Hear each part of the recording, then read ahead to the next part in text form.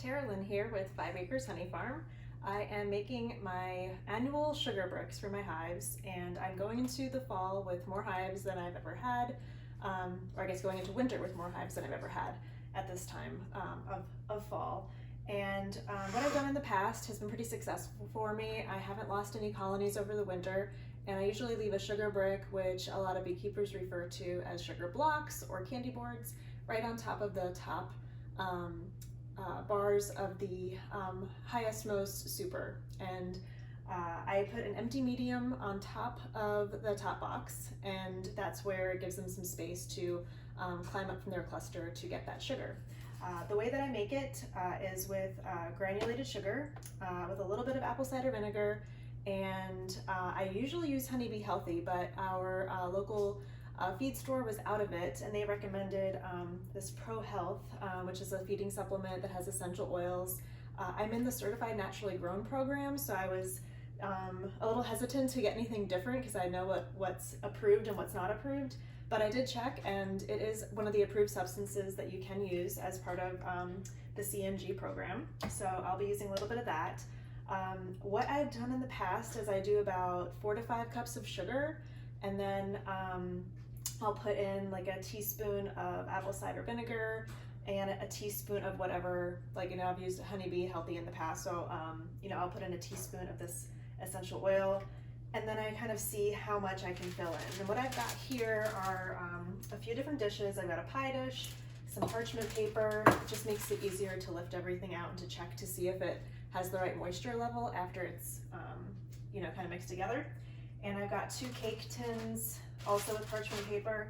And then fortunately I found, while I was cleaning stuff out for Thanksgiving, this disposable tin. So this I can divide into thirds, maybe even beyond that, and I can get at least 3 or more sugar bricks out of this as well. So if I've got 7 hives, I'm thinking I've got, I could divide these in half if needed. So I've got 6 plus some extra, that I can throw in the freezer.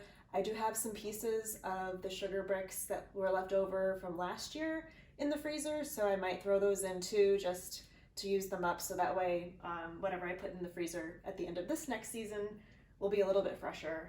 So that's another thing you can do, is if you know you don't have a lot of time to prep as it gets closer to the holidays and everything, you can make these in advance and leave them in your freezer until it's time for your bees to use them. So let's start mixing. I keep, because I'm constantly going into all these bags of sugar to make syrup for the bees, I just keep the scoop in here, and it's a 1 cup scoop. And let's see, 2, 3, 4, and I pretty much approximate the bit of apple cider vinegar, so about a teaspoon. And I forgot to mention, I do a little bit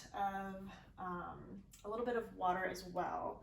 And let me grab a little measuring cup for that. Here we go.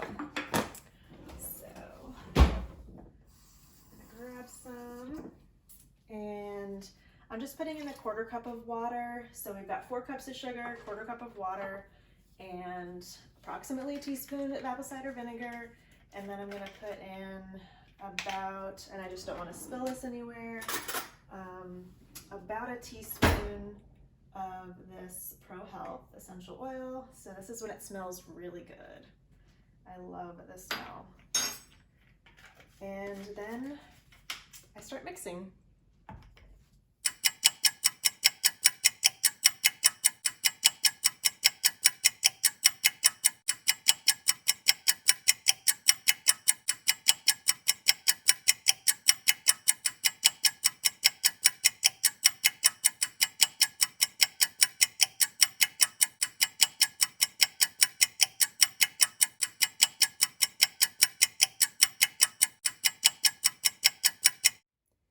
One extra thing I wanted to show you is that, like, as I'm pushing this in the pan, and I love these silicone spatulas because as I'm mixing, I can really like slice everything up, and then as I get it in the pan here, I can press it down fairly firmly, And that way, like all these little kind of sugar crumbs on the edges here can become part of the solid brick as it dries. And that kind of helps it just get as much in there as possible. So you can kind of see, just press it down and have that kind of consistency. All right, I got everything done in there. The proportions seem to work pretty well. I did about 4 cups for those cake pans and the pie dish, and then I did about 7 cups for this large tray. I think it's like a 13 by 9. And then I did have a little spill of the essential oil, very minor, and some sugar. But it's good that it's the end of November and not the middle of spring when ants are more of a potential problem.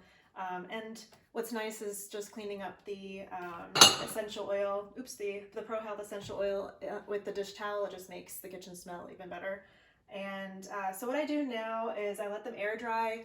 I've got about, I guess, 3 days or so where I can leave these out before I plan to put them in the hives because we have a cold front coming in. So if I don't see them drying out to the point where like they're solid, then I'll probably pop them in the oven. The lowest setting, my oven goes down to like 175. It doesn't go lower than that. But if you can go a little bit lower, you know, down to like 120 or 140, 150, that's great. And then just check on it like every 20 minutes or so to see if it's hardened up. There is it's a pretty simple thing to do. And when I timed it, it took me 10 minutes to put all this together. And now this is fairly simple cleanup. This goes in the dishwasher and everything else goes on the shelf for next time.